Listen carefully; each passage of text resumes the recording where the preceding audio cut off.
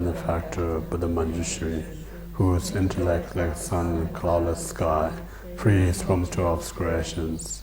Holding text his eye level, assign his realization of nature or phenomenon.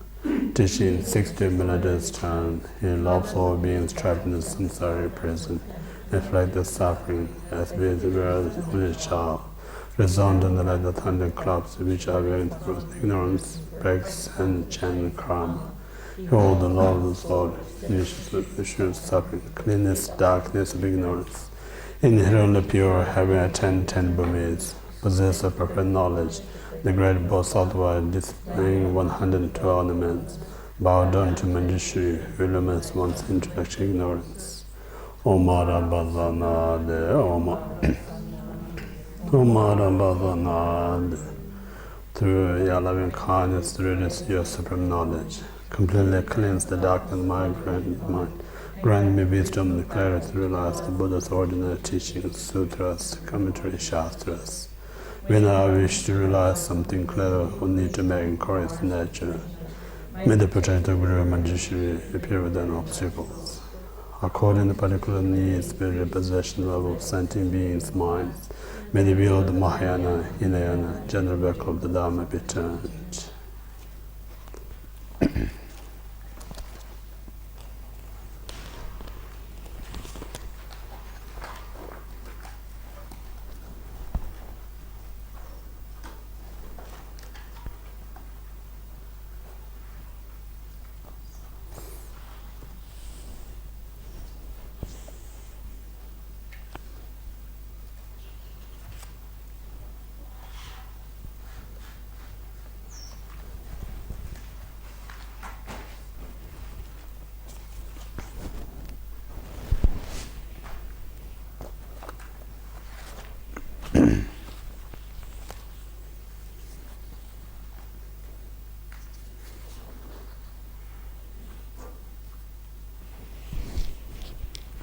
How are you? You came the difficult topic one. You came for the today's difficult topic. Oh,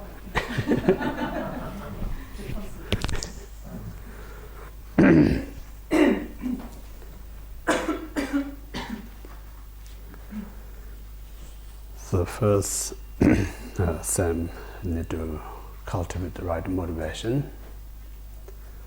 As yesterday we talked about when we just reflect ourselves, we are kind of in a state of a prison, our inner prison. We caught up in our own, what we call the mental afflictions. We not go anywhere else, just go round and round this attachment, anger, jealous, ego. We think we do so many things. We're going so many, but we're just trapped in that cycle. So this we call the samsara. And then who kind of bind us in that prison is a karma. So karma is like a chain, lock us in the prison. So that's the reality, the samsaric life. Then we reflect others, also the same situation, caught up there in a prison, bound by this karma. So this, none of us are aware of that, but we kind of aware discomfort, but we don't have a knowledge where this is coming from. So instead of this discomfort created by our delusion karma, we think something else. So we try to out there to fix, to kind of make us feel comfortable, try to make us feel happy. No matter how much we put effort, how long we diligent to do external things, if we not overcome this inner delusion mind, nothing that's going to help you, genuine, relaxed, peace and joy going to happen. Yesterday I mentioned someone who seriously kind of sick in hospital, and one of our close family or relative visit to that person. We try our best preparing yummy food, or changing the bed sheet, creating comfortable bed, changing the pillow, or playing the music, whatever you put effort to make the patient feel comfortable, it may get some kind of find some kind of comfort, but the real the sickness is there. So whatever you're doing is nothing kind of helping you, helping that to overcome that sickness. So this reason, none of them really going to help the person to ease the pain or discomfort, whatever he or she going through. So only way to make the person comfortable, it's important to follow the doctor's instructions, how to give the treatment, what right medication. So according to that instruction, we giving support, giving the right medication, giving the right diet, whatever. So that very medicine is a kind of reach the source of the sickness, and when the sickness is gradually kind of you help to free, then you no need to change the bed, no need to play music, no need to offer any nice food. Just less the symptoms or sickness is getting lesser, naturally comfort arise. That's how it works. So in this way, if we really look into ourselves, we're really not really reaching the root cause of the problem. We're just only touching the what we call the symptoms. So in this way, to overcome this inner delusion, what's the requirement is the wisdom. Without wisdom, it is impossible to overcome the delusion mind. So what type of wisdom requirement is perfect wisdom. So in this reason, I'm interested to study. Have this diligence to do the meditation. What I'm doing, study meditation to develop this wisdom. So in this way, once I manage to succeed to attain this wisdom, then I'm in a position to help everyone else. Yeah? So in this reason, so important to right at the beginning, we to create the right motivation. Right motivation is I try to perfect myself. The reason is not just to make me such an important person. Whole idea, try to be perfect, is to help others. So when you have such a great mind, want to help others, that very mind, we say, the source of all the happiness comes from there. You know, at the moment we don't have that state of mind. We always only have the mind what I can get out of it. We are so much caught up with self-cherishing mind. So this self-cherishing mind is the source of every single we having difficulties mentally, emotionally, and so forth, arising from this self-cherishing mind. So therefore, this practice really pinpointing how to transform that cherishing to self into the cherishing other. So that's the main part of this mind training teaching. So in this way, first we create this right motivation. And then based on motivation, we go through the 7 points mind training. We completed the first preliminary part yesterday, recognizing how fortunate having this precious human rebirth.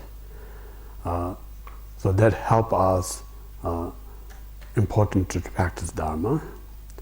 And then second, shortcoming life that help us to overcome the laziness. And the third, cause and effect help us to understand how to attain happiness and how to free the suffering, because happiness is not just come as you wish. Happiness is not going to come things that you believe going to make me happiness, not necessarily the correct things. What we're saying, lack of understanding the conventional reality, and whatever our habitual tendencies, see things out there, something attractive, look nice, and we believe that are the cause of happiness. And then we just day and night to get that object. So more we get the object, instead of increasing our happiness, actually increase our desire mind. More it increases our desire mind, naturally we become less happier. So in that way, lack of understanding cause and effect, we wish to have happiness, we constantly abandoning cause of happiness. And we have a sincere wish to free us from miserable suffering, unhappiness, but always we're rushing after the cause of these miserable things. So these are basically lack of understanding cause and effect. So therefore it's so important we have a kind of a full awareness how the cause and effect or karma works. So in this way, in the many teachings stated, any thought or action that associate with the attachment, anger, and ignorance are the creator of suffering. Anything that preformed mind and action, these three poison mind, are the virtuous cause of happiness. So in that point of view, if we reflect, say in every day, do I more associate with these three poison minds, or do I really associate more lack of these three poison minds? If you check yourself, we're going to find out we more associate with the three poison mind. So that's the reason you can get the answer when you ask always question. I tried so many things, but very little have happiness. But I try so many ways to avoid the suffering, but constantly comes one after another. So we're confused why this is happening, because we always try hard to end the suffering, achieve happiness, but the reality is very little happiness, so many suffering. So reason, answer is already there. So we need to have a right mind to recognize that. It's important. Based on that awareness, then you know how to live your life more meaningful. Meaningful in a sense, know what to adopt, what to abandon. If you live in such a right view, understanding based on the cause and effect, there is a chance to end the suffering, there is a chance to achieve happiness, because happy and suffering both are the result of its own causes. As long as we don't know the causes, there's no way we can end the suffering, there's no way we can achieve happiness. So this is the lacking of us. Therefore, such a study is very important. It really helps us to understand what actual cause that makes you happy, what actual cause that makes you suffering.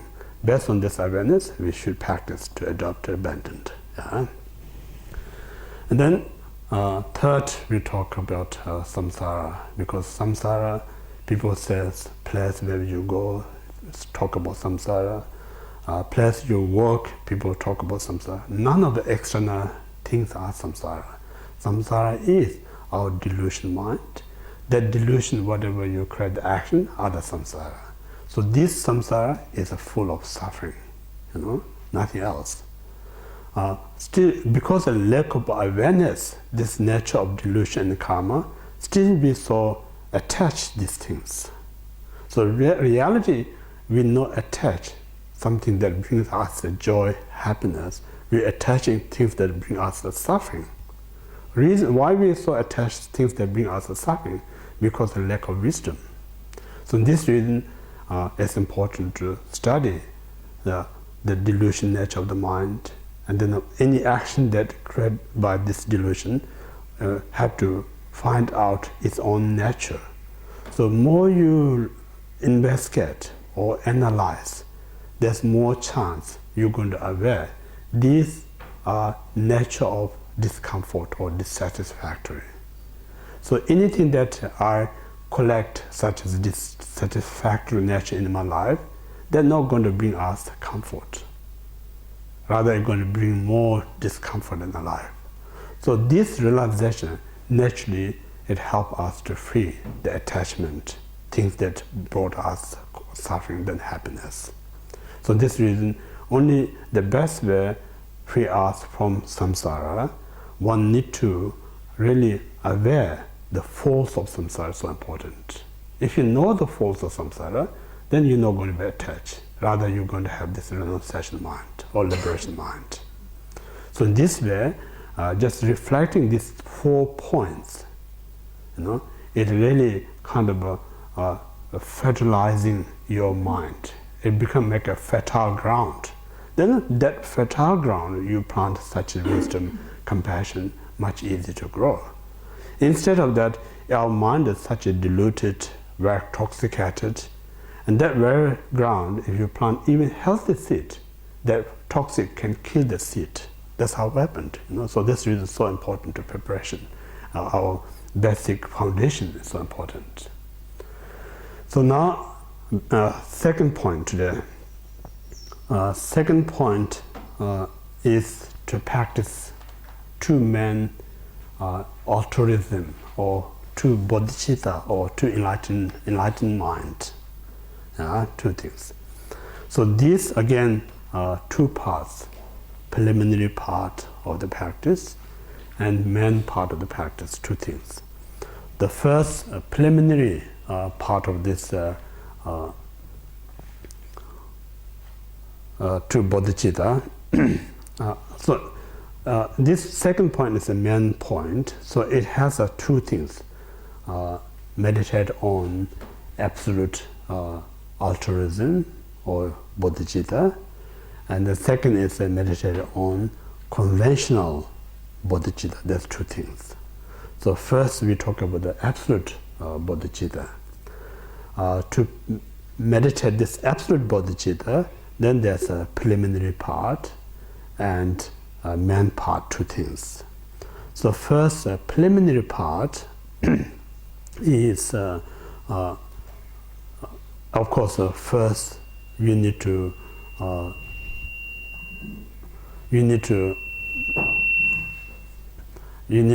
know how to properly train yourself to prepare. Without having knowledge, impossible to engage this preliminary part of meditation. Therefore, I always say, to start to meditate, you can't jump into the cushion. It's not going to happen. You need to prepare to get there.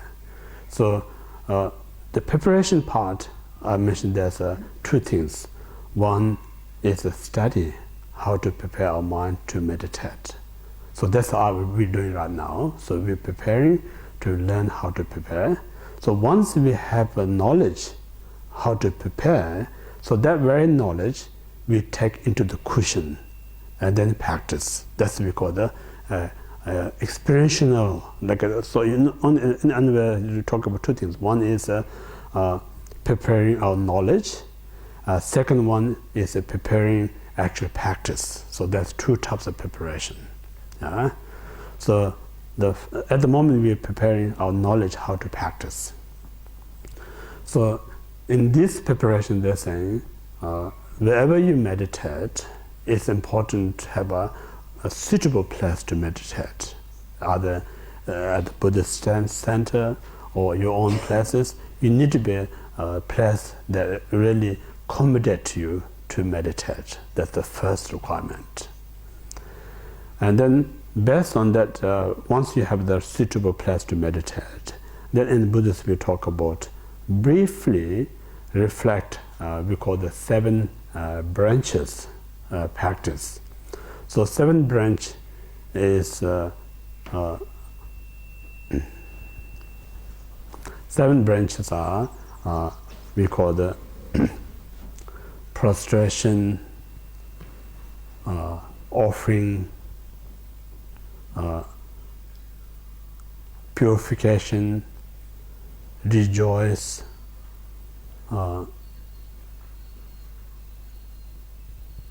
requesting teaching, requesting the teacher not pass into the nirvana, and the dedication. There's 7 branches. these are, I usually say there's two kind of type, religion perspective, and then philosophical kind of perspective, two things.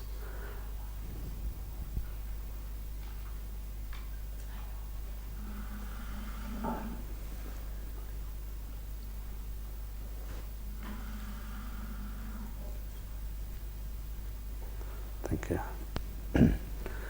So religion part of practice is you don't need to ask question. Just people tells you, then just do it. Just based on the belief. That's what we call the religion part of the practice. And then philosophically, just somebody asks to do this 7th branch, happy to do that. You need to know the reason.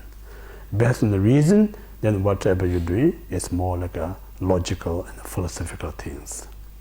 So in this way, so I go through brief about this purpose.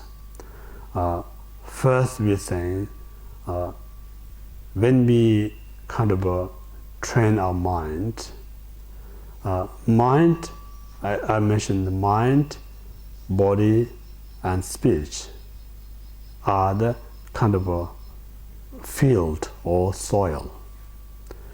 This soil is toxicated. Whatever you plant, nothing going to grow. So then, in a sense, what we're saying is, we know kind of a disrespect to ourselves. Sometimes it's I may get kind of a doubt, So there is two ways to teach.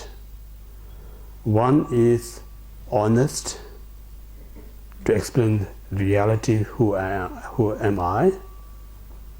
Another one, more skillful. Two things. So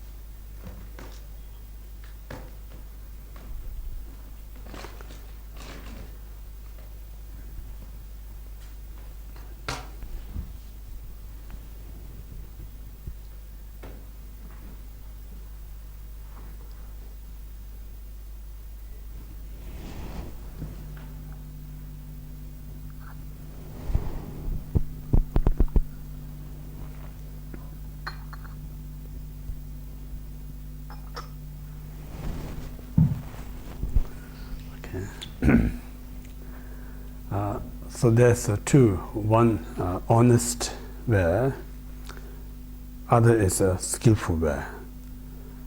So this in the Buddhist we talk about interpretive and definitive, two things.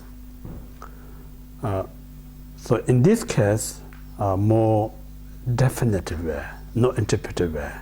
So definitive means like explaining its own reality.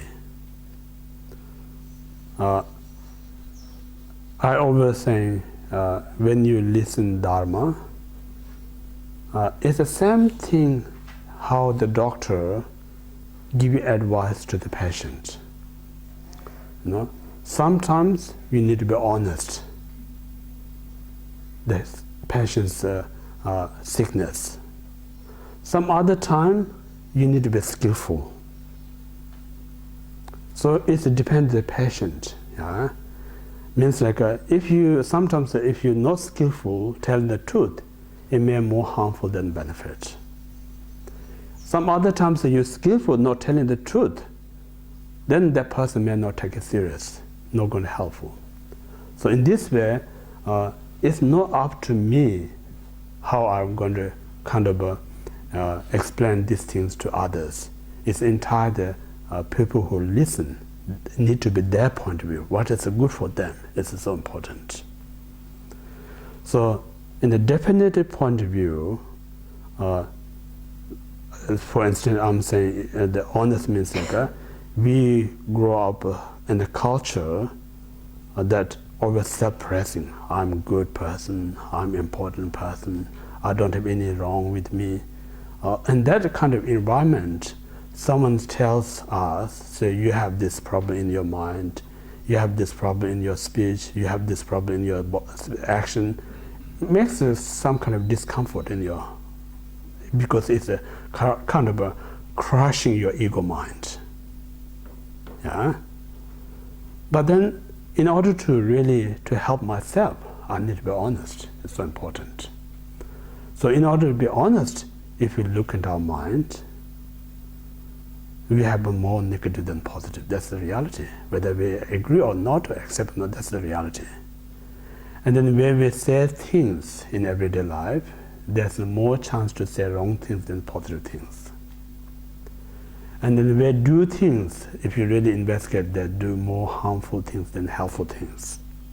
So that's the reality of this ordinary life. So these are we call the toxic mind, body, speech. This very toxic mind, body, speech not ready, not right, suitable to develop any great things out of it. So therefore we need to cleansing, or we need to change the soil, this body, mind, speech. So in this way, when Buddhists talk about prostration, means like really is saying like mentally we reflect the great qualities of the Buddhas or great qualities of others. Just reflecting great qualities of others, that alone enough to purify your mind. That's what we kind of respecting other is respecting yourself. That's the reason we call the prostration, mental prostration.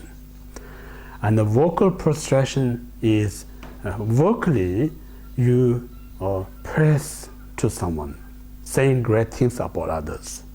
So when you say great things about others, the directly who going to benefit is yourself. It changes your negative speech into the positive speech. That's purify all your speech. And then physically, more you respect, that brings more positive in your life, rather than show disrespect. So this kind of purifies physical actions. So this is the purpose. I'm saying, like, religion point of view, people ask when you enter the temple, do the prostration. There's no other description about that. So, and philosophically, whatever we do is not sake of to please someone, rather it's one's own purify mind, body, and speech. So that's the first limb.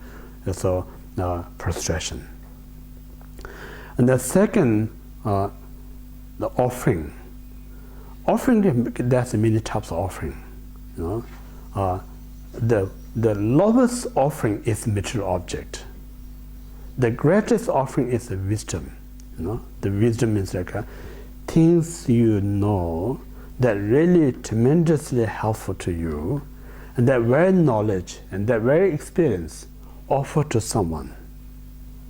Those people who receive your such a wisdom offering going to have a tremendous beneficial for them. So more you're offering, you're going to gain more out of it, because there's a you're not going to receive, it's not so giving. So giving is the cause to receive. So in this way, what I'm offering, as a ordinary sense, we say I'm in a better position, more knowledgeable. Out of that, I'm giving this knowledge to someone. We think I'm is more important because I got all these things. Others are less important because they are receiving my knowledge. Our mundane way, we think in that way. But in the Buddhist philosophy is saying, like a Buddha himself has a tremendous wisdom, kindness, and many we call the Bodhisattva, enlightened being, has a tremendous qualities. All those qualities come from helping others. Without helping others, Buddha won't have this great knowledge and qualities. As well as many followers that don't have quality. So in this way, Buddha always respect the sentient beings, because without them, I won't have these great qualities. So in that sense, like how much I kind of cause to help others, and how much they actually cause me to help me. If you really compare, actually others cause you much greater to your success than how much you offer them to succeed their life.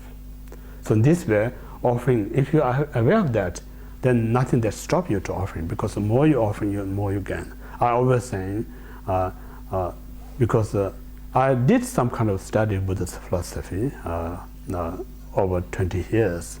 I don't kind of critic to say that 20 years study, I have some kind of knowledge to offer you. I'm more saying like people who come to listen to me, those people actually give me more opportunity to know much deeper the philosophy. So in that sense, like without people who are interested to listen to my talk, my explanation, I won't be progress my knowledge. So in this way, I think how much I'm giving to others and how much others give me opportunity to increase my knowledge. I always think that others give me more opportunity to increase my knowledge. So that's kind of motivate me to keep giving offering, because the more I give, I have more benefit out of it.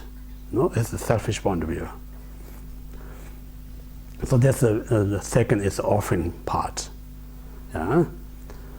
And again, the offering is very closely related to the cause and effect. So many of us, we wish to attend something, but we're not creating cause. If you can manage to achieve something without cause, that very moment you have a very strong kind of argument or proof what Buddha says cause and effect is not truth, because I achieved something without creating a cause. So none of us are going to find anything that we achieved without cause. Impossible. So coming point of view, what we're offering is the way we're creating cause to achieve the greater result. So that's the reason this offering is important. Second, any field, if you offer material wealth, you're going to increase your material wealth. If you offer knowledge, you're going to have more knowledge. If you offer your experience, you're going to gain more experience. That's how it works. So that's why the offering is so important. And the third, purification. Purification in a kind of, you should say, in a Christian have the concept of confession. We Buddhists have this concept of confession. But the difference is, in a Christian point of view, whatever I committed, such as a sin or negative deeds, I don't have a power to purify myself. I need to ask forgiveness either God or Jesus or priest, someone. So when they accept, then we believe it's a purifier of my sins. So this is a belief system. I mentioned yesterday, body and mind is separate. If your body gets dirty, you can't wash yourself, you can ask somebody else, help me to wash my body. They can wash for you. But when you come to the mind, there's no one exists out there can wash your mind. Only person who can wash your mind is yourself. Yeah? So when we talk about the sin, for instance, we not talk about physical sin, it's mental sin. So logically, if you really analyze, there's no way you can find someone out there who has the power to wash your mind. So then, in the Buddhist, some practice that we have, saying visualizing Buddha, and then in front of that you're reciting something, and then you imagine you purify all these things. And that way, what's the difference between the Christian and Buddhism? Yeah. So in Buddhism, we talk about two things: conventional and absolute, two things. So when we visualize Buddha right in front of us, and in front of that we're reciting some kind of prayer, and then we imagine we purify all this negativity. What really it's kind of saying it's like we're not thinking of external Buddha who just in front of you. They are the come and purify your mind. What the reality is, your mind playing in the two role. One, you manifest as the Buddha. Other one as ordinary yourself who has all this unclean mind. So this very, your pure mind, it's helping you to purify your unclean mind. So it means like your mind actually purify your mind, nothing else. That's the differences. So it means like beside your mind, there's not something exists to purify your mind. So in this, what we're saying, mind that we either consciously or subconsciously, whatever we committed such as wrong things, that very mind, moment after, is expired, no more going to stay as a permanent mind. But that very mind imprinted in your mental continuum. So this imprint carries on moment after moment, moment after moment, up to present mind. So this very present moment of the mind, more we train as a remain as a positive, eventually that imprint of the mind naturally can be what called the dissolve, or naturally can be dispel. Yeah? So more you become what we call the positive mind. So remain or training your positive mind. These are the method to purify one's negativity, what they've committed in the past. Yeah? So there's a third purifications. And then third, we say rejoice. We think to gain happiness, I have to do everything for myself to be happiness. That's not true. Because we say happiness is state of the mind. If you have a right state of the mind, without putting your own effort, just seeing in a positive way, enough to bring you happiness.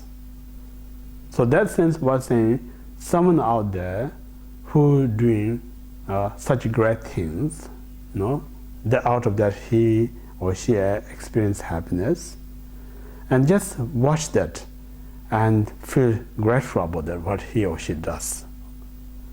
So just awareness and accepting that, it brings a tremendous joy to you.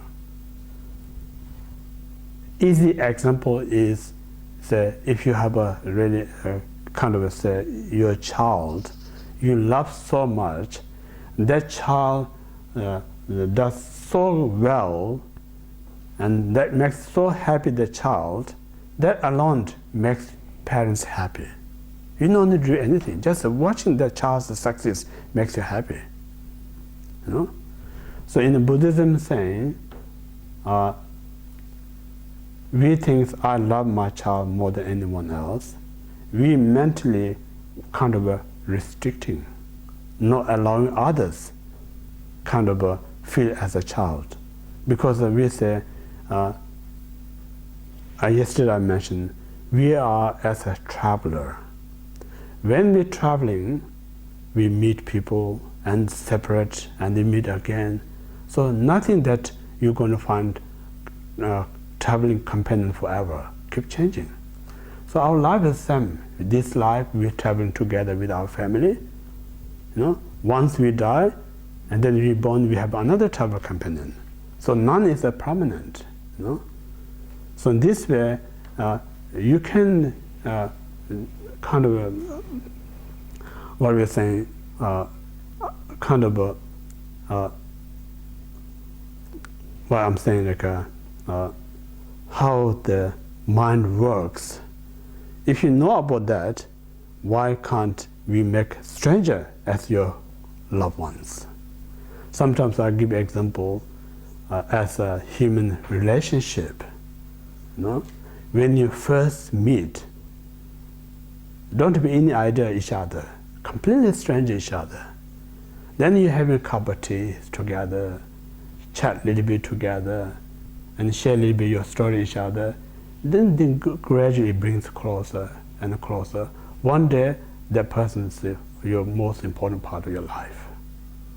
In the beginning, none of the person, you don't know anything about that person. So same, because we have this, we call the genetic kind of potential to make that kind of relationship. If you have that kind of genetically, that have kind of potential to make friendship with one person, that means like we have this genetic potential to make friends to everyone, if you really train in that way. So this is the reason Buddhism is saying we should love to everyone. Because everyone, end of the day, wish exactly the same as what you wish and your loved ones wish. There's no differences. So when you have that kind of relationship, then everyone's success is enough to make you happy. You know? So just think about in our world, one biggest our problem is jealous. We so much can't resist others and nice things, happiness, but those all jealous that we have, actually it's another opposite. We have bring so much joy out of it. So there's what we say, things are not going to be changed, that's there, but where we look, some of us look at them as a very jealous way, then everything that you look makes you more miserable. Some other look and rejoice way, everything that makes you happiness.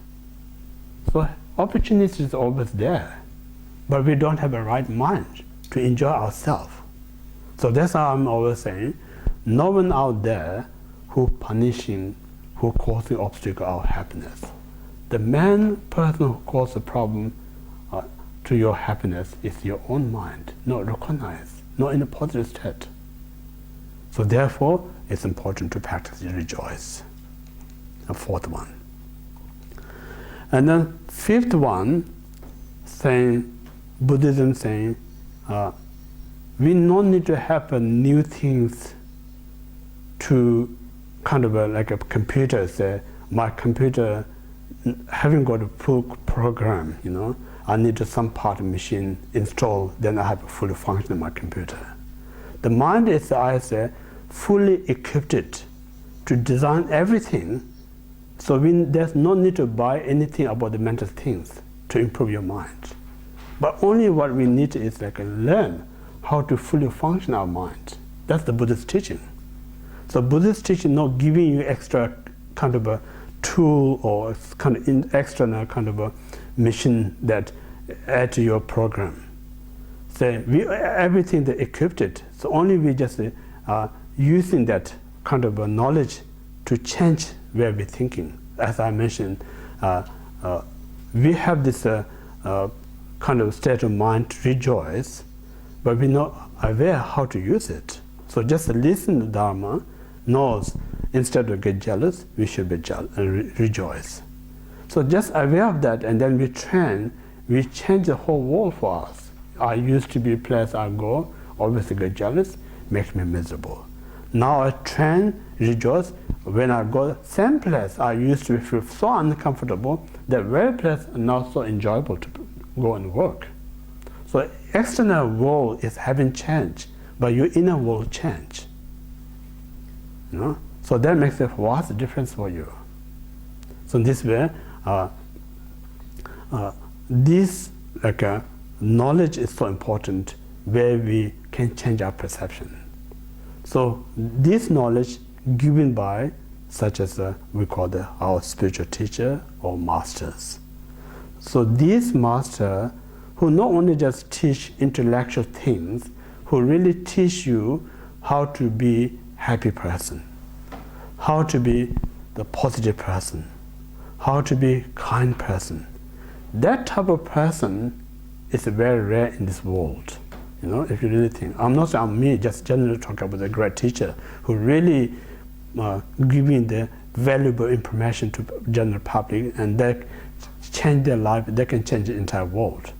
That type of person is very rare. So therefore, we always pray that pray to keep more teaching, because the more we receive the teaching, we become a better person. when I become like a better person, not just me, it can affect your family. It can affect your friend. Even it can affect your own society. You know, one person enough to change a big society. You know? Yesterday you mentioned, you know, you come to listen Dharma, study, and then you go and teach 20 over students. That's really good and that way, you know. Whole idea is not just, oh, I receive this great teacher, I just keep my, that's not so much helpful. So what you learn, I always say, don't kind of bring ego, say, oh, I know this, I know, now I can teach somebody. Don't bring that ego, then it's not going to be helpful. Instead, I learned such important things that really helps me. So I'm going to share this others. So not act as like a teacher, just act as like I'm kind of sharing these valuable things to others. So then it's very, because instead of helping one person, it can reach, say, 20 kids. So these 20 kids go home, you know, tell their parents. And their parents can benefit. These parents can go out and tell other parents. So if you really think it's a vast, we don't see how much it can affect. You know? So in this way, it's so important. So I have found such a great wisdom and knowledge that's tremendously helped me, and now I really want to share with that with others. So when you share, again I mentioned as a Buddhist, practice is one thing, and then human nature is another thing. So first it's going to come as human nature, say, I have this knowledge, I'm great, that thought going to come up. So that moment you have to reflect the Buddhist teachings, say, if I caught up with ego, then all this great knowledge can be intoxicated. So so in this way, I'm doing the right things, but I should not let ego rise. It's important. If you can subdue and then help others, that's more genuine. That can make you can see people who help you out of a compassionate and less ego, less pressure. The person who teach you something great things, but out of ego, there's some kind of a tense there, some discomfort there. So it's so important, like we should be very humble. We should be very kind. You can see such as a great practitioner, Dalai Lama, when he teach, such a great knowledgeable, great practitioner, but you're going to kind of feel as some kind of a seriousness or some kind of ego out coming in his mind. You feel so relaxed. Then in our world, says someone is a very professional, you know, have this great degree, says I graduate from Harvard University and so on and so forth. Then come with a very tired, and very good kind of dress up. So tension there, you know, almost that's not related, you know. So in this kind of, I'm not kind of disrespect. I'm saying it's very important to have the inner kindness when you help others. That makes a tremendous differences, you know. Because whole idea, human to human or human to non-human relationship is the mind to mind. So this mind is a very nature is a kind, other can feel it. This mind is such arrogant, also other feel not so comfortable out of it. So in this way, it's so important to like be humble and be kind and be kind of respect others. So this is the fifth requesting teaching. More we receive teaching, then we have a better kind of way to use our life more benefit for oneself and others.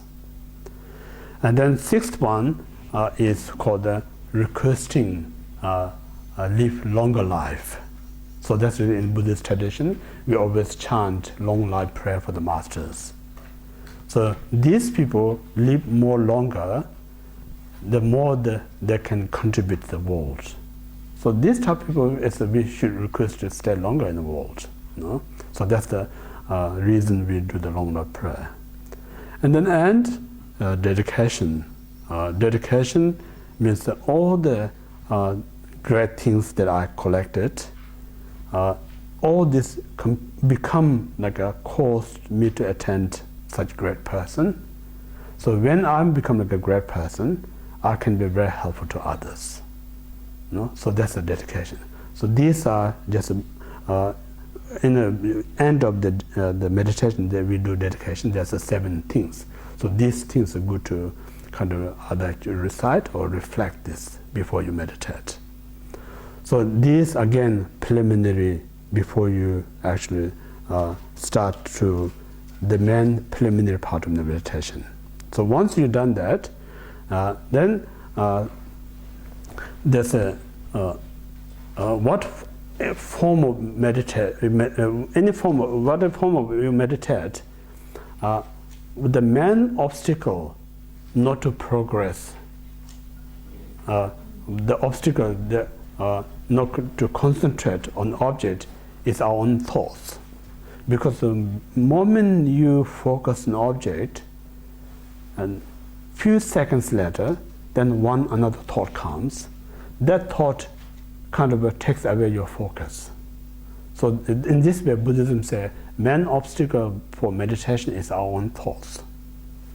So if you not remove that thought, this thought constantly going to come and cause obstacle to your meditation. So for that method, we talk about the breathing meditation. So here, one of the commentaries said, really to calm your mind, less thought that interfere your meditation, they recommend if you do retreat for a week. So a week, just only concentrate your breathing. If you just focus on only breathing a week, they almost say guarantee you're going to have a more calm mind. So when you have a very calm mind, much easier to meditate because then there's no interference in the thought. So in this case, there's talking about 21 times breathing exercise. 21, what we're saying, inhale, and then rotation, and then exhale. So first you inhale, and then stay a little bit there, and then exhale. So these 3 count as one circle of breath, breathing. So that type of you need to repeat for 21 times. Yeah. So just relax. Just as yesterday, day before, we talked about how to sit 7 Vairocana posture, uprising position, and then just train this breathing 21 times. So end of the 21 times, naturally your mind going to be a bit more calmer, more relaxed. So this very relaxed mind, then in the right state to meditate. Yeah? So this the preliminary part of the meditation. Now, the main part of the meditation, so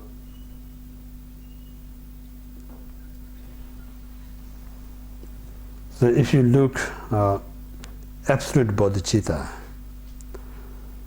regard all dharmas as dreams. All the experiences may seem solid, they are passing memories. So now we talk about this. This is a little bit going to be tough to explain.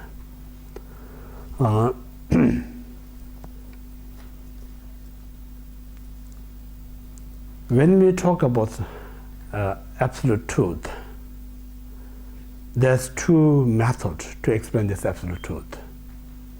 One is saying every phenomena means like a animate object or inanimate object. Everything is our own mind. So that way, introducing absolute phenomena, one thing. Another one, through the analyzing, then describe the absolute, the nature, absolute truth, 2 things. In this 7-point mind training, actually introducing absolute truth through the everything is the mind. So, but I can explain a bit more on analytical point of view. So generally speaking, in Buddhism, absolute truth or emptiness are same thing. So when we talk about the emptiness or absolute truth, there's two things, two selflessness. Selflessness of person and selflessness of phenomena. So what really is saying is to explaining the absolute essence of the self, the absolute essence of the phenomena. So these two is our ordinary mind impossible to see them.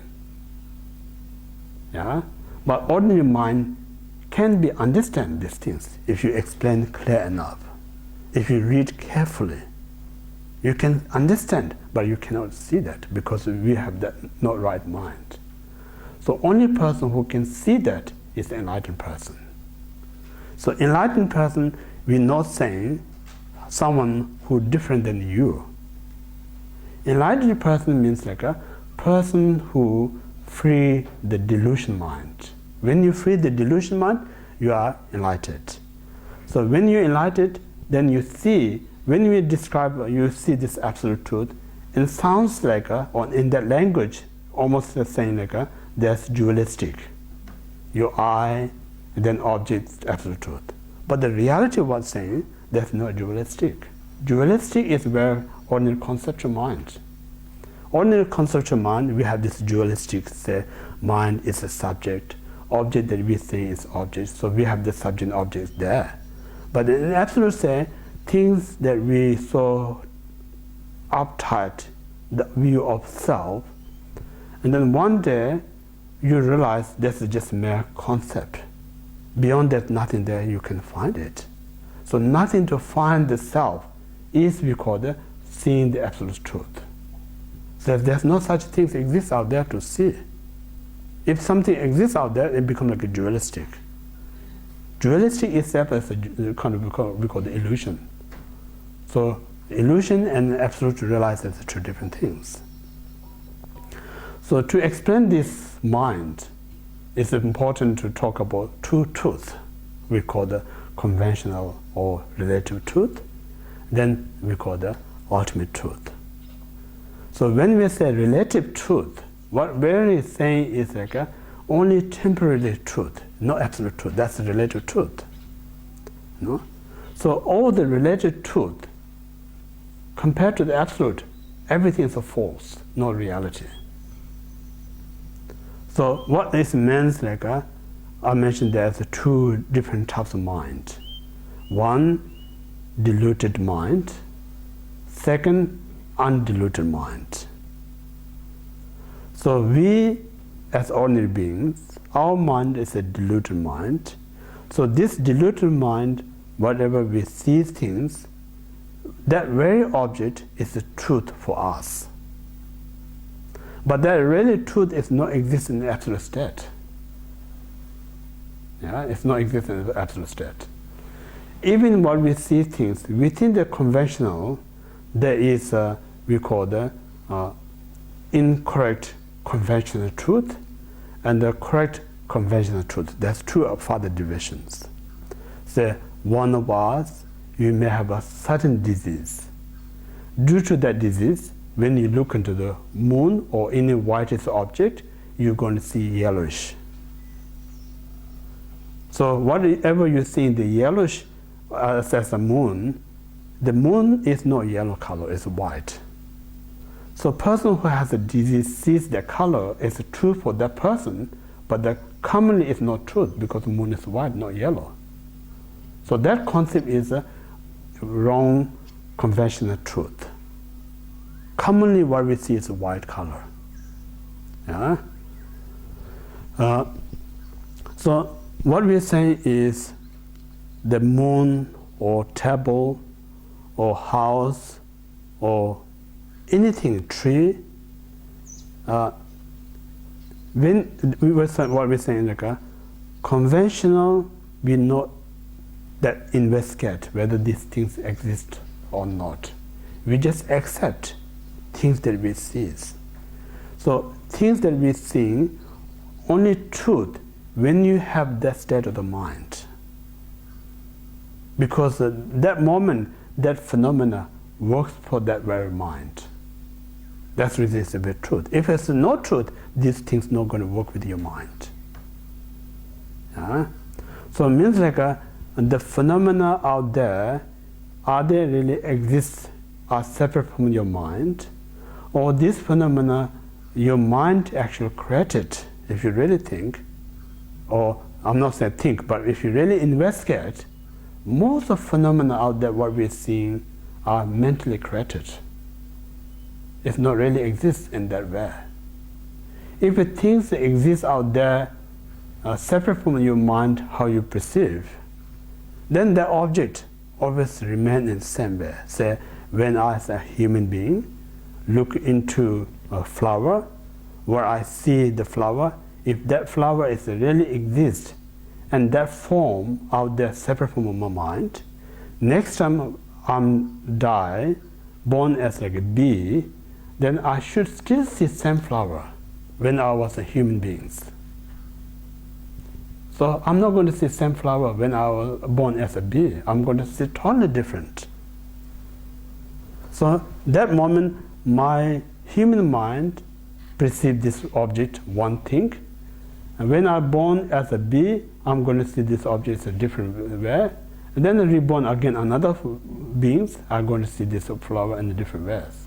So each time, whatever life you take birth, according to that mind, we project that phenomena. So if you look in that way, then it helps us to aware everything that we created. There's nothing that truly exists out there as we thought. And then also good to experiment. Say, some of us brought up very culturally, and then train someone don't be in a culture way. And these both look one object, going to see completely two different things. Seeing same, looking same object, but where you're going to conceive is totally different. So things that there's no two separate there, because the two different minds look in two different ways, then you see in two different ways. So according to that, what you see, you label them. So the moment you label them, that very moment is the truth for you.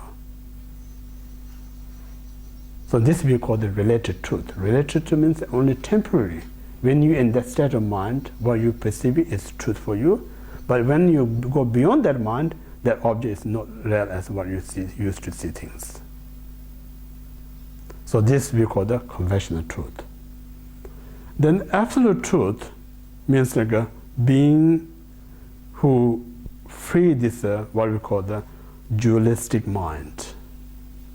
A being who free this we call the discursive thought.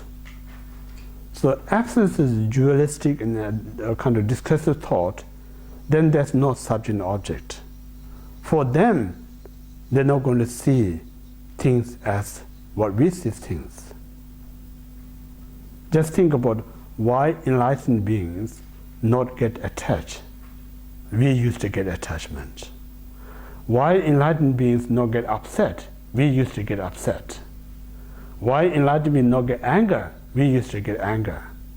What's the difference between me and enlightened being? No? Are they pretending, or they really don't have this kind of thought? No? So what we're saying is like we as ordinary beings, whatever we see, we think is real. Because that concept of view, we react according how we perceive things. So we are sort of reactive type of beings, because we think everything that's real is existent. So enlightened beings realize that these phenomena are not exist as we perceive. There's nothing to react. So in this way, based on the realization, have a totally different kind of approach the phenomena. So in this way, I'm not saying, I mentioned earlier, when we talk about us as ordinary beings, enlightened by others, we're not talking about two different persons. What we're saying, this moment, we are a deluded mind. Once you remove the deluded mind, we're going to be a different state of the life, different state of mind. So we're really talking about ourselves, what we have a potential. For instance, many of us, we all been in a university, we've been all this education part of things. Sometimes they describe things we don't understand. But then more you study, one day you become the master about that. So same thing here at the right now, we are ordinary beings, we may not see what we talk about. Then through the meditation, free this delusion mind, one day you're going to realize, oh, what that means. You know? So this is anyway brief way we talk about what's the absolute truth.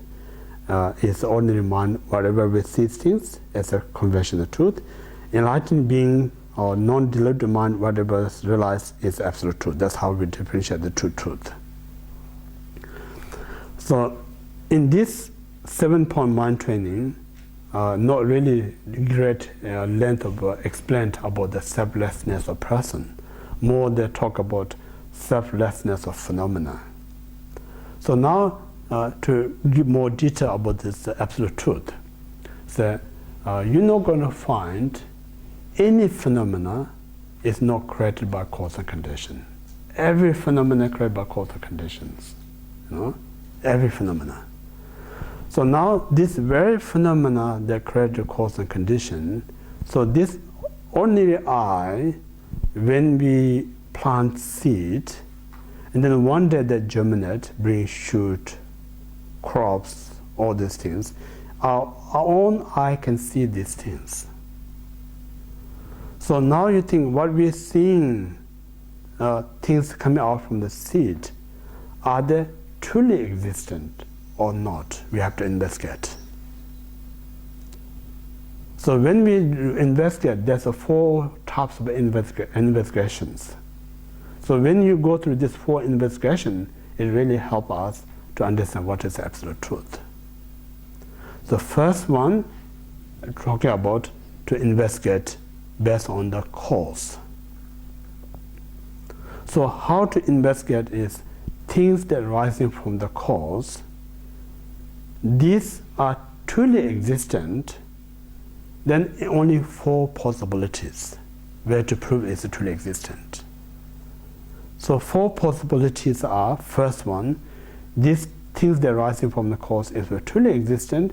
You have to say this fruit and cause is a one nature, or this fruit and the cause are completely separate nature. What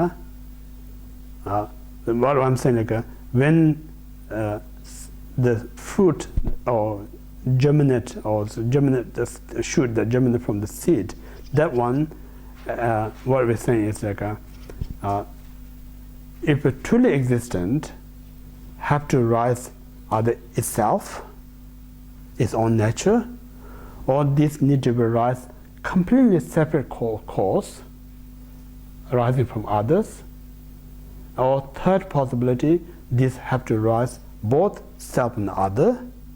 And fourth possibility, this must rise without cause. There's no fifth possibility.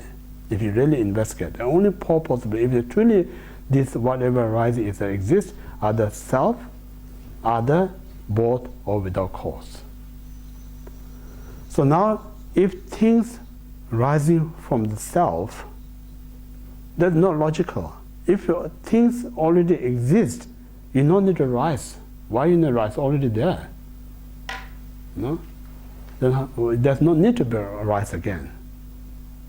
Even things rise itself, seed produces seed, then there's no time to bring this shoot, branch, leaf, flower. There's no time. Just seed produces seed all the time. So that's not logical. So therefore, things cannot rise by itself. Now, seed and cause, you think it's a completely separate phenomena. There's no connection. What we see in seed is one thing. What we see in the results are another thing. It's a separate. So 2 separate phenomena cannot cause each other. For instance, if you plant the barley, that's not going to bring you rice.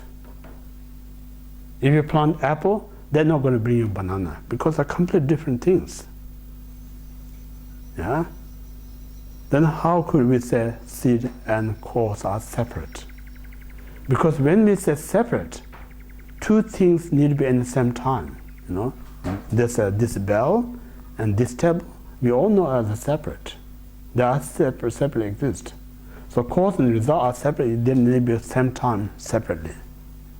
If they separately coexist both, then this result not going to be result that cause. This cause not going to be cause of that result because the both already exist. So in that way, things can arise from others. I'm talking about the logic point of view when you investigate.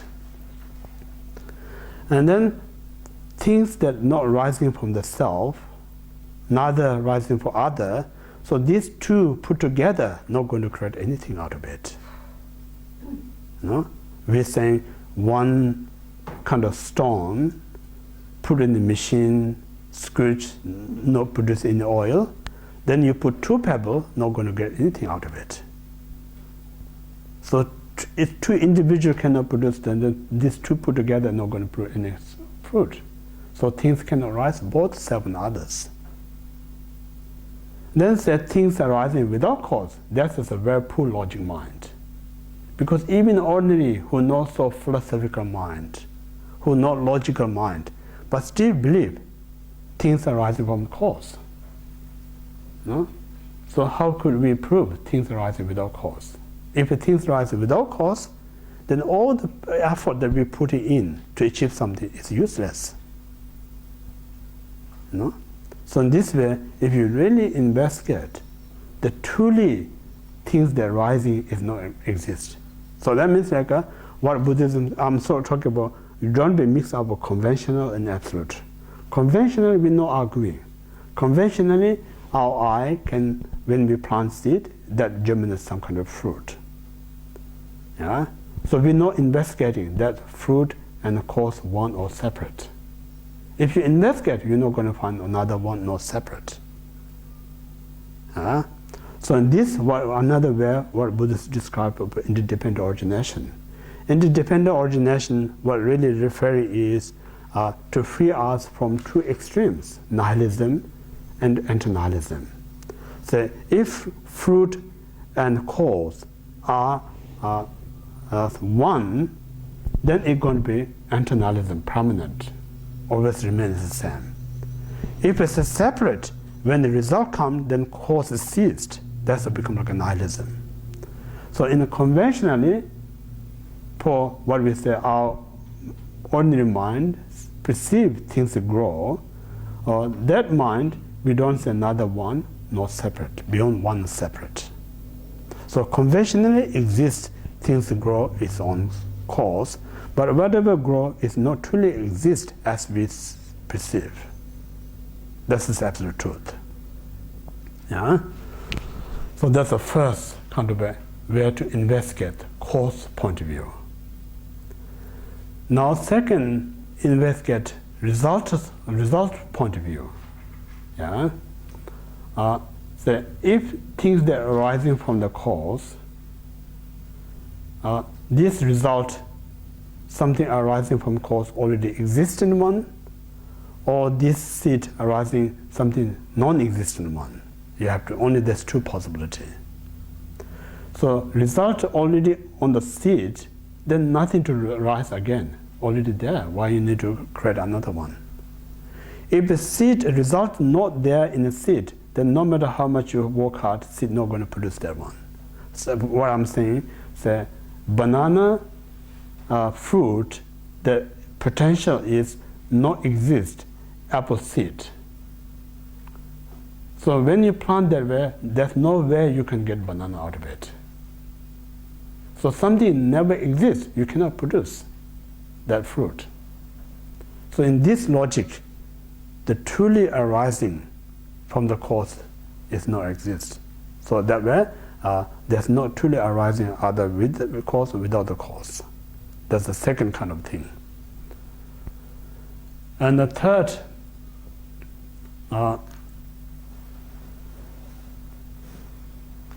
investigating both cause and effect, saying cause and the result one or many, if you think.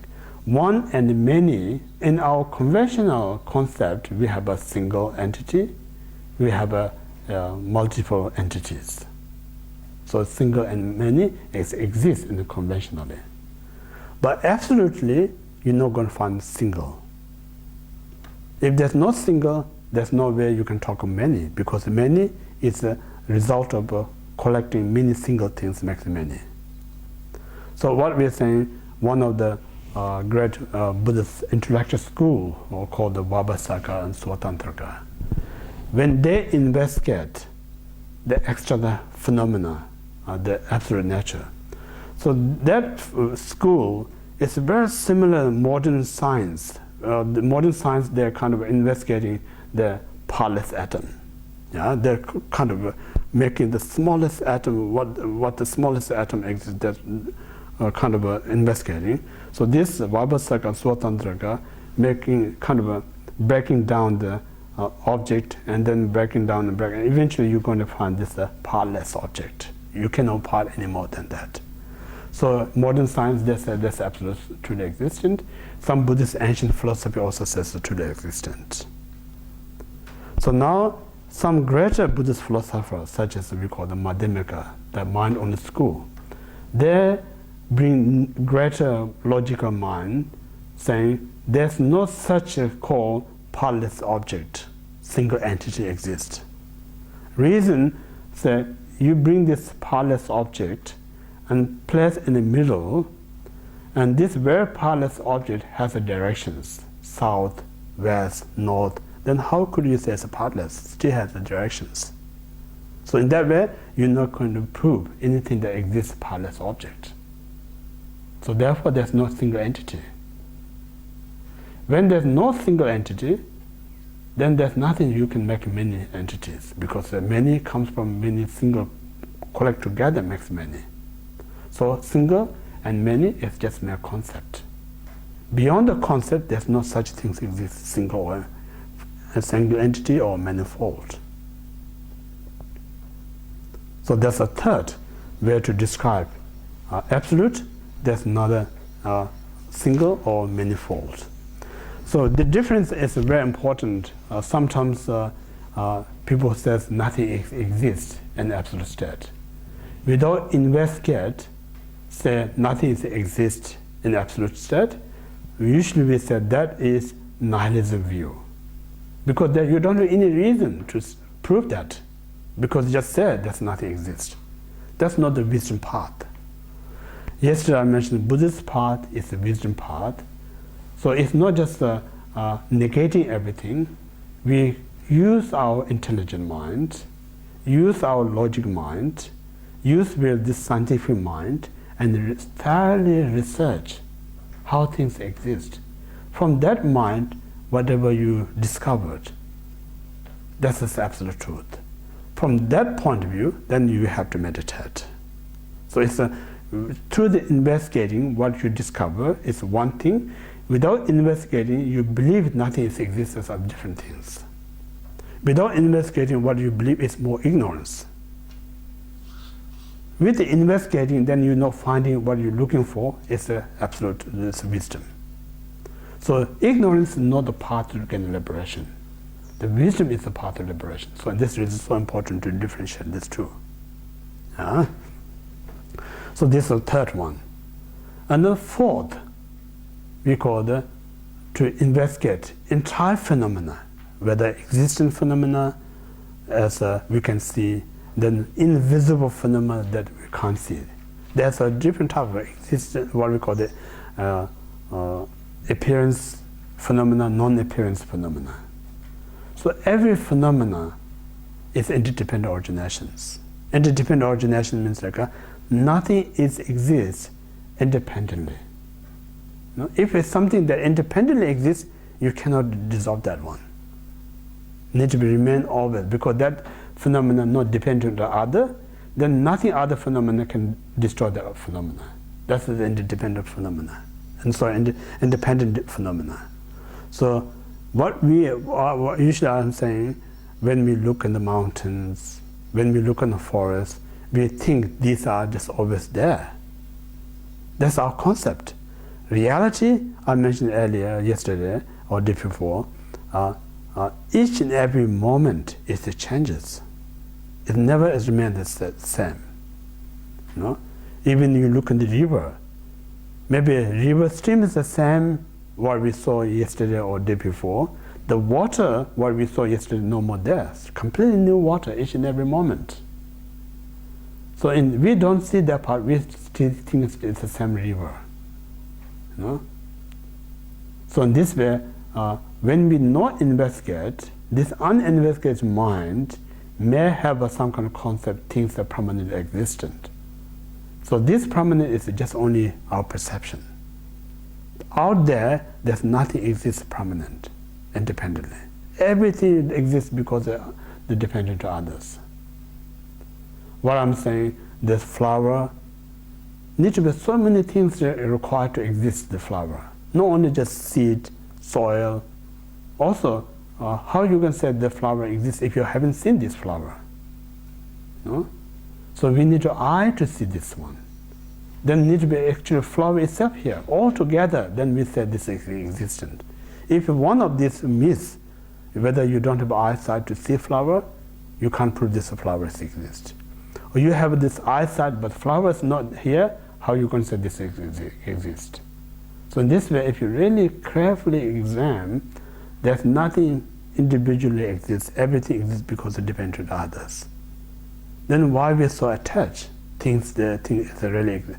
So whole this idea, what we're saying is like the wisdom.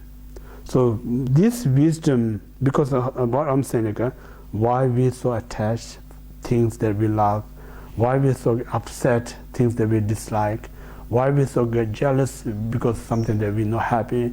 The reason because this ordinary mind thinks these are the real. So when we have this concept of real, then that very kind of affect your mind. So this we say is ignorance mind, because the ignorance mind makes you believe these things exist, and based on this belief, then it kind of caught up your life in that cycle of existence. So now to free yourself, you need to go out and research. Are they really exist out there apart from your mind or not?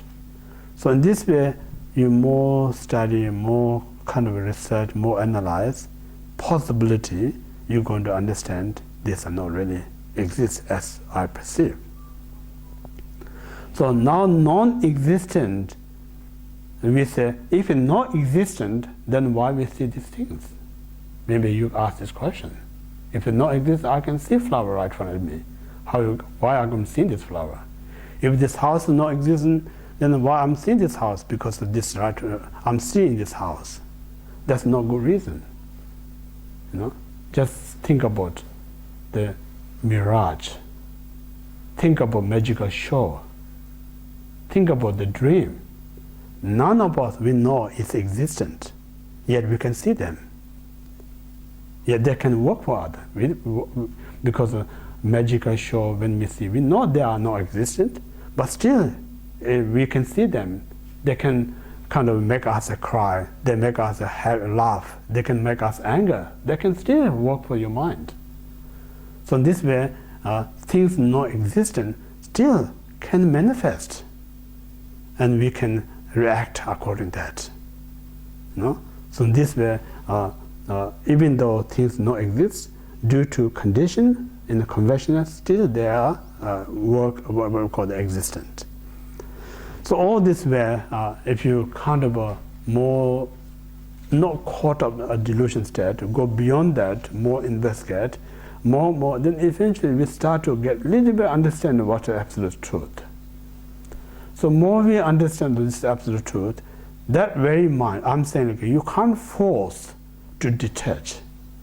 You can't force to get liberation. That's not going to work. So liberation, detachment, all this is going to come more you gain the wisdom. Without wisdom, there's no by the force can achieve that one. So this reason, where to develop this wisdom, I mentioned to study first. Yesterday I mentioned what teachers or teaching explain things to us, whether it makes sense to you or not, you don't just think that's the truth. Just take that as a references, and then use your own intelligent mind to investigate.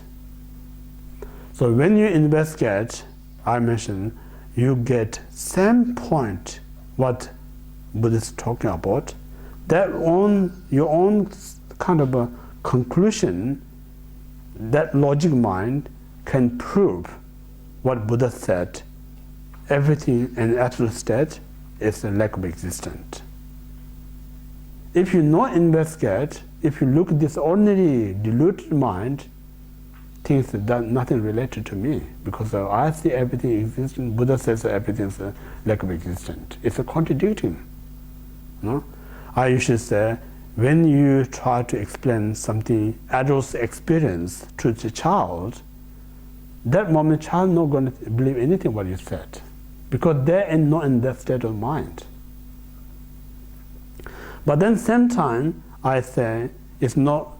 Sometimes we say it's no point to tell these things to child, because they're not gonna. That's no mistake, because these things that you're saying something valuable, even this child stage may not be going to understand, but when this child grow up, going to be beneficial. Sometimes I'm saying, when we as a young parents used to give us some advice, not relevant that time. We're too young to kind of follow their advice. Then we grow up, become mature, remember what my parents told me, oh, that's not true, what they say is real. So what they're giving advice based on their experience. But because they have an adult experience, we are young that time, we don't see that. But then when we grow up, we can find that truth. So and that way beneficial. So similarly, in the Buddhist concept, when we as a kind of a student or practitioner, our mind is immature. So this immature mind, when we talk about such as absolute truth, maybe sometimes we think over the top or doesn't make any sense. This is a common.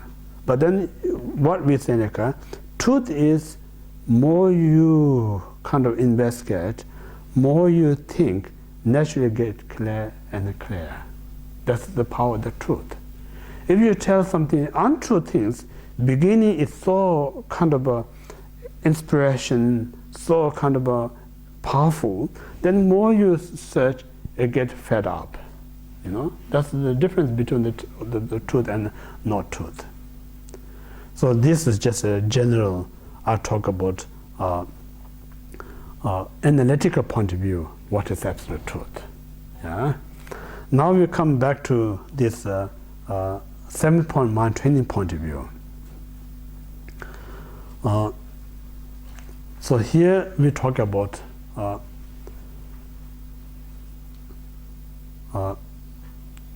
this ordinary mind. Everything that we see,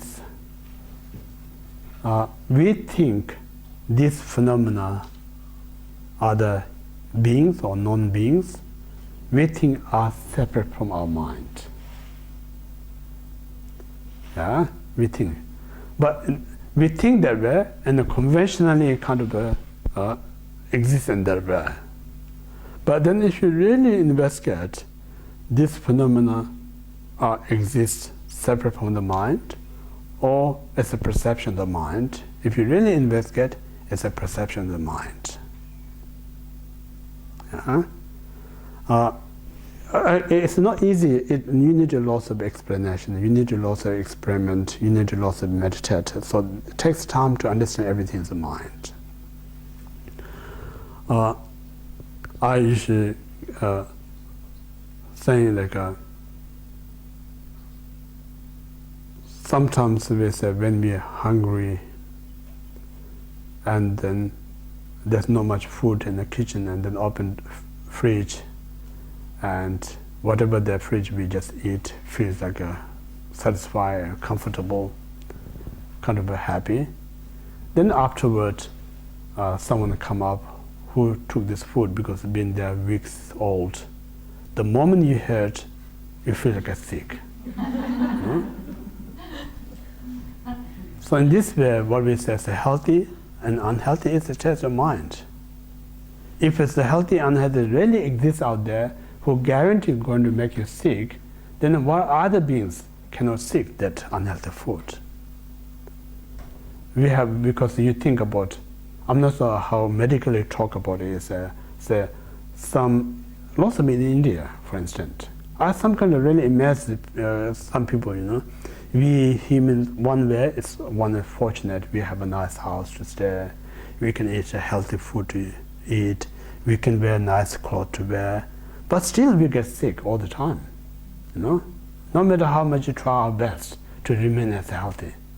But some homeless people, in the winter, like 0 degree, -1 or 2, there's not much, even they don't have a tent. The whole winter just stay there. When you look in the morning, they still look healthy. Normal people say if you sleep out there one night, you're going to get sick. We're also concerned. And these people only eating is whatever they can find from the garbage. Really, they can just eat more. I saw many of them in India, they're just eating from garbage. So we just left food a day in a table, forgot, we said they're going to sick. These people just really, this is very unhealthy, but it looks so healthy and they're looking. So how are you going to describe? I'm not sure medically, you're a doctor, yeah? I'm not sure. So in this really kind of sometimes you can say hygiene or bacteria or whatever, but primarily it's really mind. Because that person hasn't got any concept of this garbage. They don't have any concept of this is unclean or unhealthy at all. They just think it's a food. So as long as you have a concept just a food, this is a food. So it's a mind. Yeah? So that's one way, everything is a mind. Yeah? Then sometimes we say, if it's a mind, when we touch this table, it's a kind of a solid. When I kind of hit this one, it makes a sound. So it's hard to believe this is the mind. We think that way. Yeah? Then how I can prove this table is a mind, this bell is a mind? So example is like a dream. When you're dreaming, you see the table, and that dreaming, you see the table is not just a kind of a illusory table. You see the real table, you can feel the solid there. In the dream, you ring this bell, you can hear the sound. Everything functions as when we are awake. But the next morning when you are awake, none of that. But in that state of mind, it works, everything. So same thing right now, this delusion mind, that we develop this belief system. So this belief system, we have this concept of a solid. We have this concept of the bell. So when we have the concept of these things, everything works within that concept. If you remove that concept, nothing is going to be there. Yeah? So this point of view, I say everything is a mind. And then I'm saying lots of things we say, I can't do it, I can't do it. We have that so much kind of a different opinion. So reality again, there's nothing that you can't do anything. You can do everything. So what blocks you is our concept. Because the concept things I cannot do, that concept blocks you. No? I say it's a bit hard to to describe. Saying we say this wall is our mind. But in this point, we have this concept, this wall is a solid. So if you ask people why you can't go through the wall, as an ordinary person like me and you going to say, it's the wall blocks you because it's solid, you can't go through. But in the Buddhist philosophy saying, it's not the wall, it's your concept thing is a solid, that blocks you. If you don't have this concept of a solid, nothing that can block you. So those type we call the miraculous. Miraculous is not just come again out of without causes. Means like the concept that makes you happy, concept that makes you unhappy, concept that lets you do things, concept that blocks you everything. So in that way, it's everything concept. There is one story of the great yogi. Yesterday we talked a little bit about, I didn't have, but some of you said like there is a meditation of the hell realms. There is a certain meditation, you can meditate in hell realms. So when you meditate as a hell beings, then somehow your perception transforms as a hell beings. So when you become like a hell beings, naturally you get hunger, you get very thirsty. So when you're so thirsty, you know where is the water, you know where is the river, you know where is the lake. Before you meditate, you know all this. So when you're so thirsty, you go to these places, you can't find any water.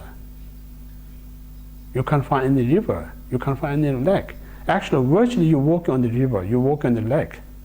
Because you don't have that concept of the river and water, because none of them can cause you sunk or float or kind of wash you away. That also exists. Then next day, the person who dissolved that meditation and amazed how he did cross all these rivers, lakes. So in this way, everything is a Buddhist, in the convention, everything is a concept, it's a mind. So what's the benefit out of it is like we say, if the world that we see exists separate from the mind, very hard to make the perfect world. Impossible.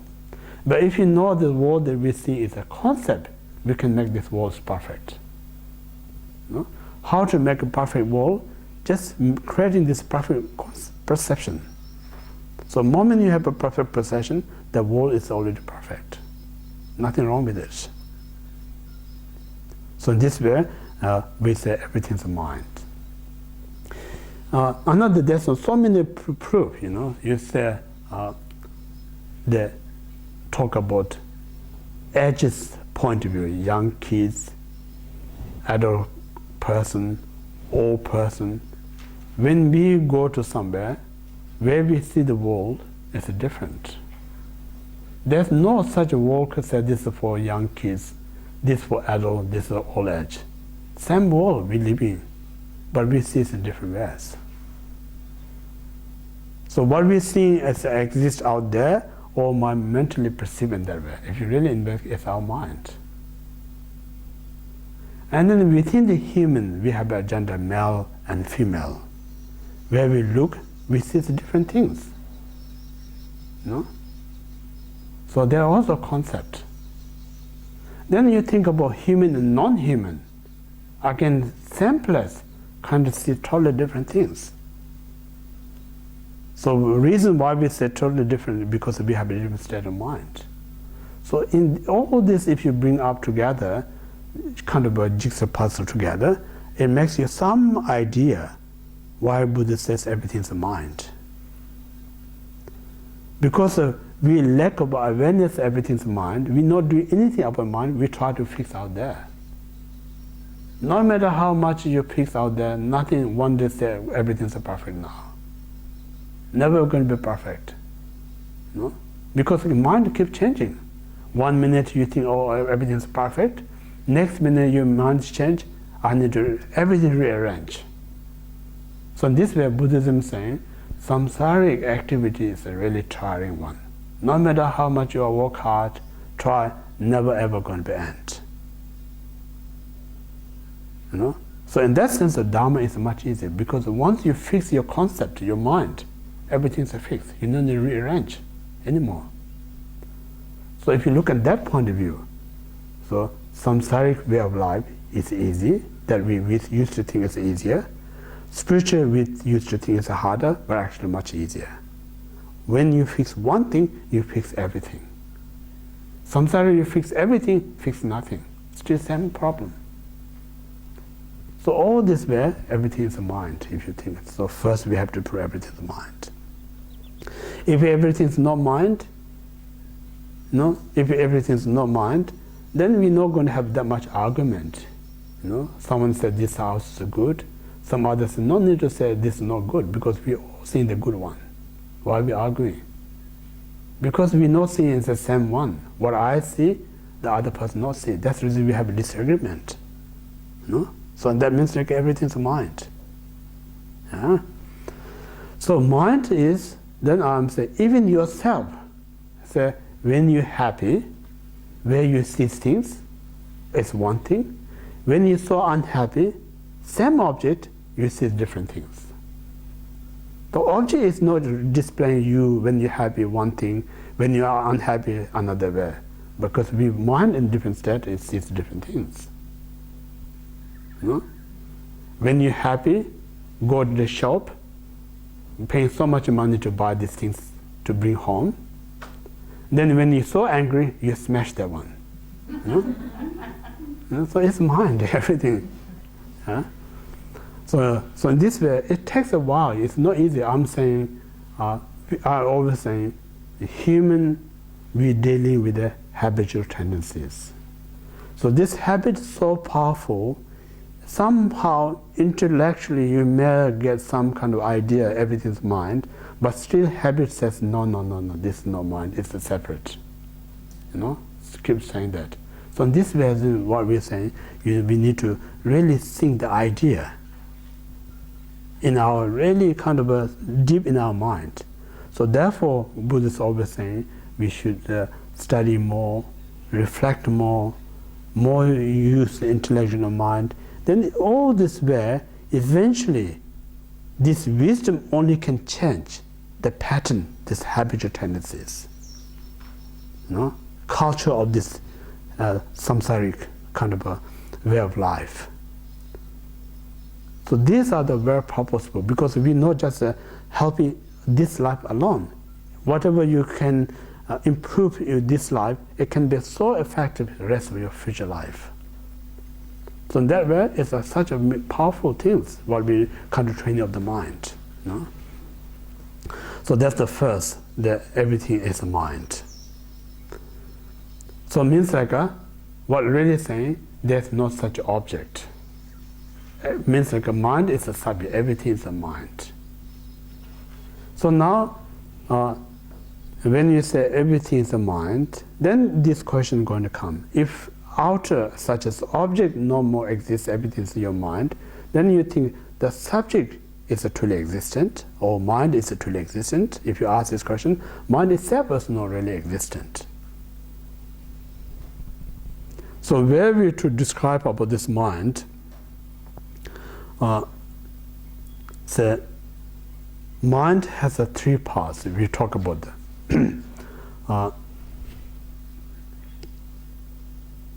If a mind, such things kind of existent, then you have to see other in a kind of a form of shape, or form of color, or form of another kind of a style of the mind. So when you really investigate, you're not going to find any form, any shape, any other design. Where is the mind? How are you going to show this is the mind? If you really, I'm saying, it's important, don't be mixed up. It's conventionally, nothing that we're negating. Conventionally, everything exists, mind exists, phenomena exist. But then, point here is, because this conventional view that we have a belief that things exist, that causes us so much delusion. In order to overcome the delusion, that's the reason we need to understand absolute truth, so important. Without understanding absolute truth, there's no way we can free this delusion mind. So, and when you, what I'm saying, like appearance, what we say, you always say, appearance is the one thing, reality is another thing. So, appearance point of view, things are existent. But the reality, when you really investigate, things that appear, they are not exist in that way. Yeah? So in this way, when you investigate your mind, when we investigate our mind, what we're saying, the mind is kind of it's important. There's so many types of mind, but really, what's the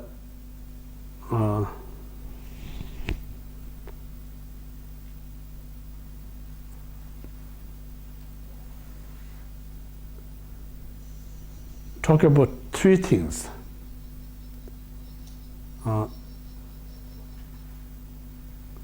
The conventional nature of the mind is mere awareness. Just mere awareness, conventional nature of the mind. The very nature of the awareness is empty. You're not going to find where these things exist.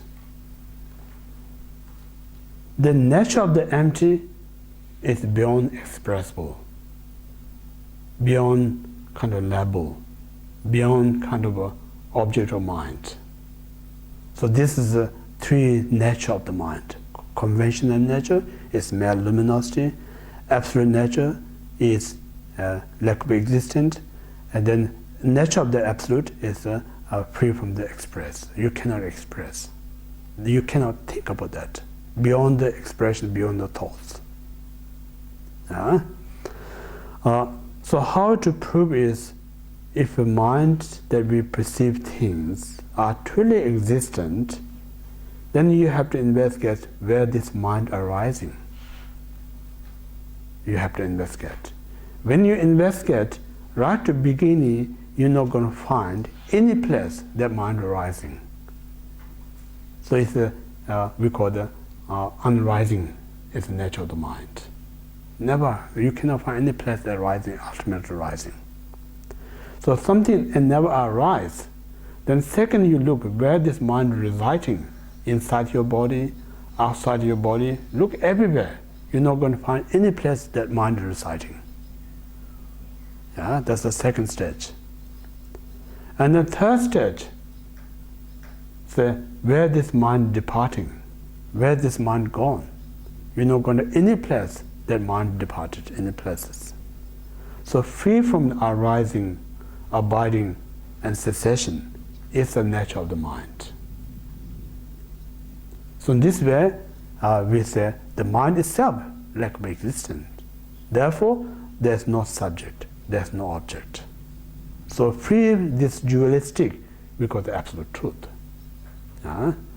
So that's one logic. Another logic I'm saying, interdependent nature, say, if you are aware there's no object, then there's not going to be a subject. Because if there's no object, how are you going to say this is a subject? Because the subject is dependent on the object, object is dependent on the subject. If one not there, other not going to be there. Or usually we're saying, if there's no right, how are you going to say it's a left? If there's no short, how are you going to say this is tall? Not going to exist. So all this independent origination. So in this way, these are kind of a useful, kind of what we call very extremely helpful, because the whole idea I'm saying, we're suffering all levels because this is created by the delusion. Delusion is arising because we perceive things are really existent. That's the root of where the delusion arises. So if you don't cut that root, we're never going to end the suffering. So ultimate, of course, we talk about meditation, give you some kind of relaxation, peace, but these are only temporary. Yesterday I mentioned like a Japanese garden. Temporary, you line this plastic kind of a sheet, stop grow grass. But once you took out, then grass grow back again. So instead of laying this plastic sheet, we should bring this what called wisdom to uproot. Once you uproot it, then nothing to grow delusion. Absence of delusion, there's no going to be suffering. So that's in point of view, the understanding absolute truth is so important. Okay.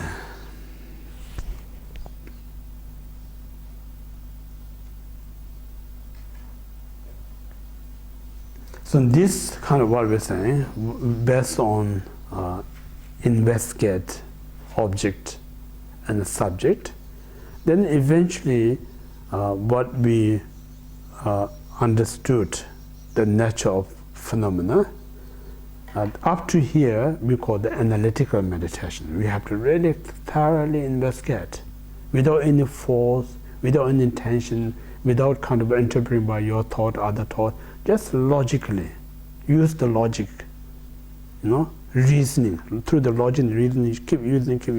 Then one day you're going to find out some idea of what is the absolute truth. So that very knowledge is the object of meditation. From there, then you do single-pointed meditation. So now you need to, or something in what we're saying, and when some great company, for instance, they're creating something new, first they need to go through lots of research, For us, or in scientific also, they do lots of research how things work and not work. Then everything, make sure everything is perfect.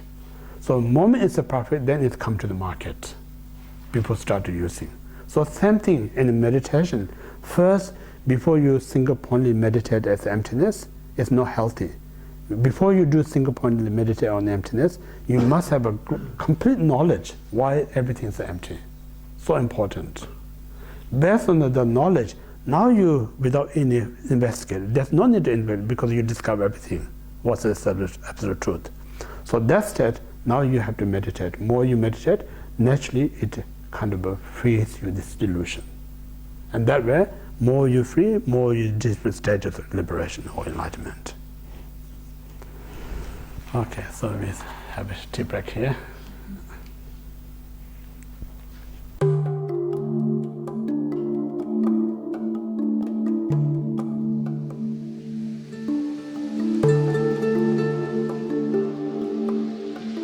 you.